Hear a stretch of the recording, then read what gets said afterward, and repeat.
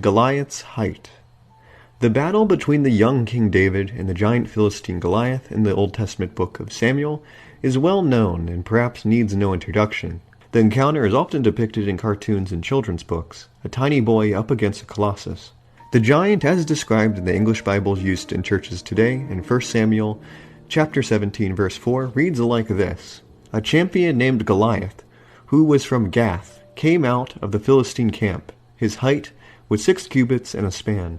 This height would by modern estimates be a little less than 10 feet tall, towering over the tallest recorded man ever, Robert Wadlow. As stated before, this height originates in the Masoretic text, or MT, written around the late 1st millennium AD.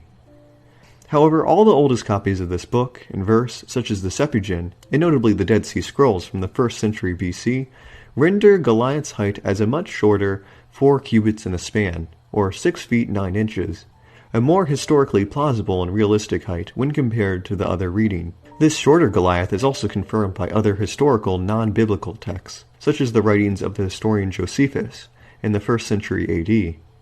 It seems like the older 4 cubits in the span reading was the original text of Samuel, as opposed to the 6 cubits in the span reading.